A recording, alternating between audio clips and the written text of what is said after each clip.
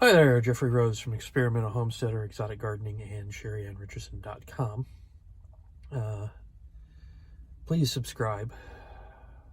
Hit that join button, join our membership.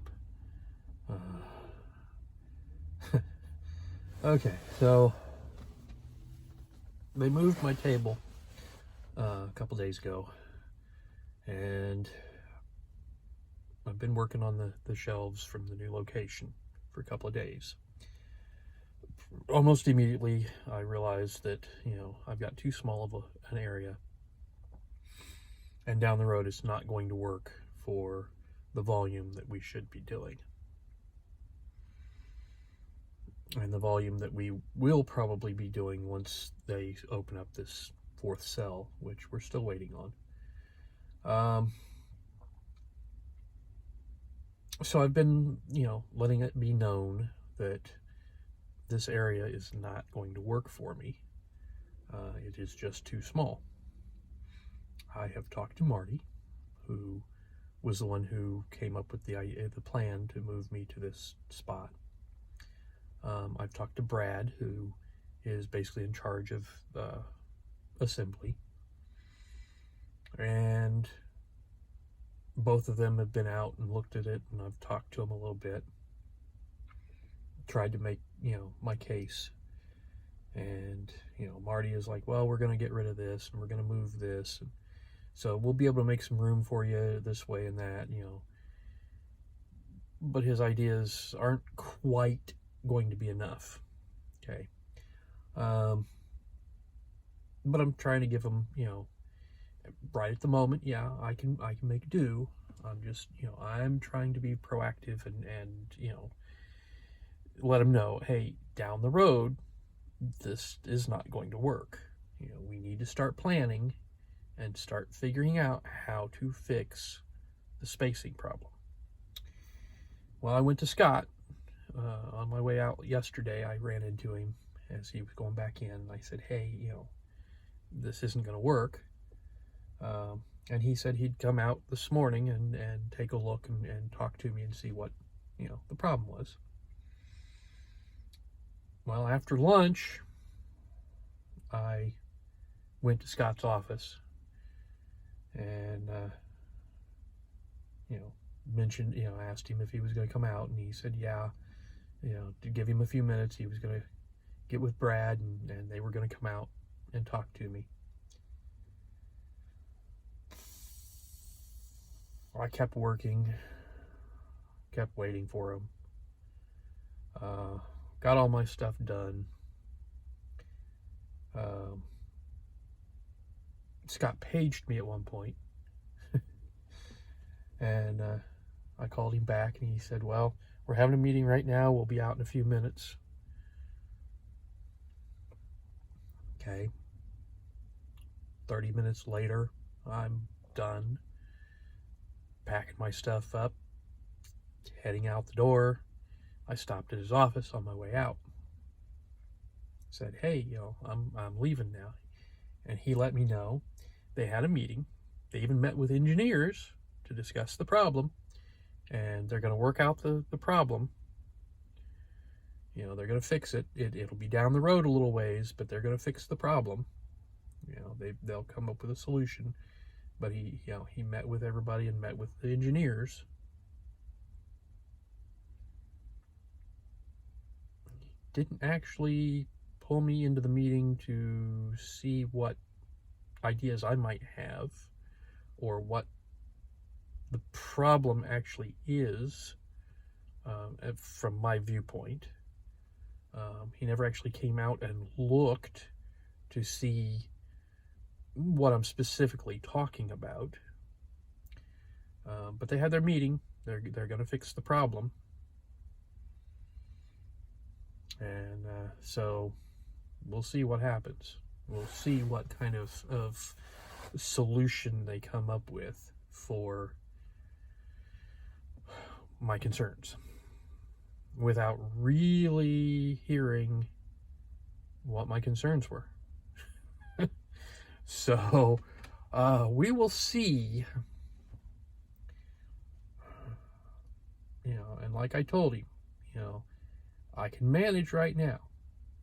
I can get by with what I've got and the spacing I've got. I can manage. But as the volume goes up, that space is not going to be sufficient. So we'll see what comes about.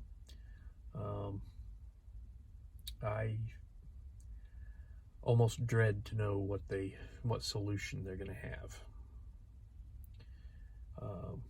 Because one of my biggest concerns, and what I would tell him, we have to keep that aisleway open, and I'm right at a corner of the aisleway, so it's got to be clear this direction and it's got to be clear this direction, which does not leave me very much room to position carts or anything in my area. I'm very limited because I can't block the aisle.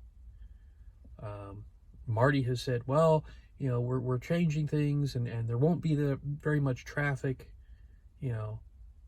That doesn't matter. The aisleway still has to be left open. Otherwise, it's a safety hazard as well. It's a safety issue if the aisleway isn't open. Doesn't matter how much traffic, and there'll still be enough traffic that I can't just block the aisleway. So, but what do I know? I'm just the guy that does the job. So,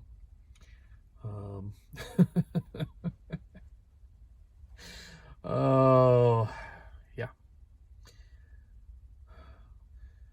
So, and of course the weather has turned again.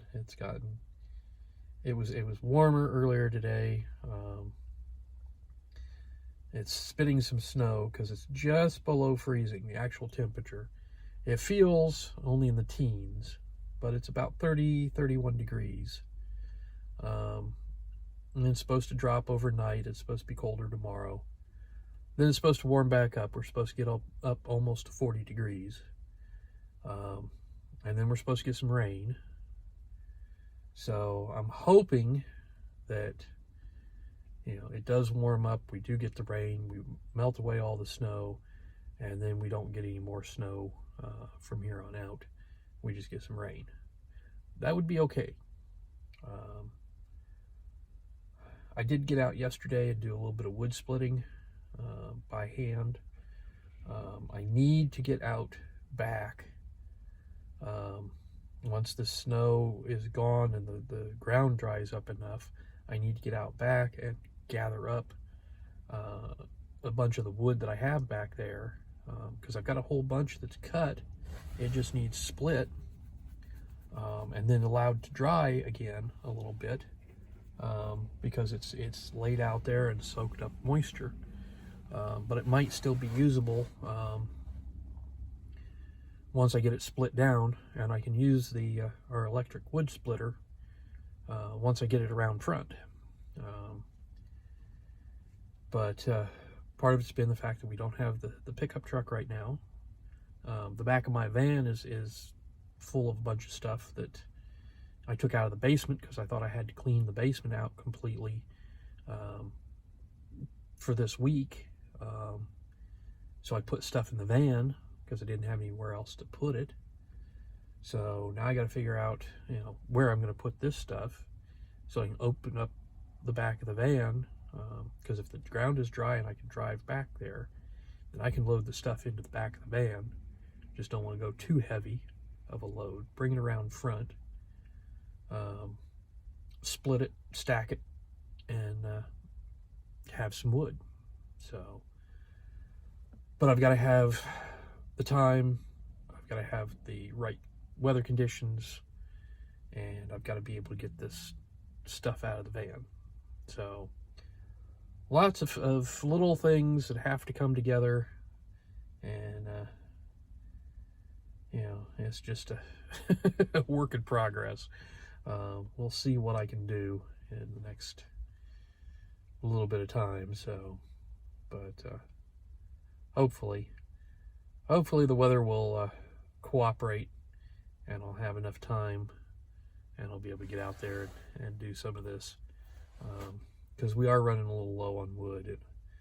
But I've got stuff. I just have to get it where I can take care of it, where I can split it down and stack it and get it where it's actually usable. And I know that it's still possibly going to be, you know, an issue, but it's one that I can deal with. You know, if it's you know, not burning right and just creating a lot of creosote, you know, I can deal with that.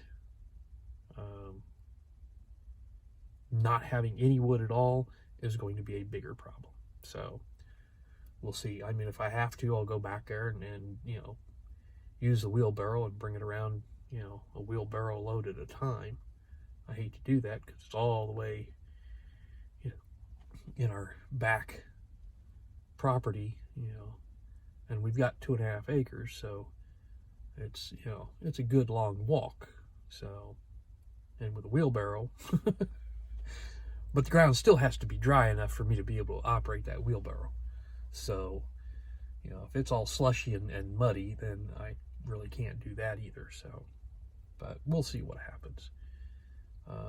And we'll see what happens here at work with this situation. I'm almost, I like I said, it's I almost dread what they come up with. So, but we'll see. It might be a great solution. They may have, you know, a real good, you know, thing to do, but I don't know. We'll see. So, anyways, please subscribe.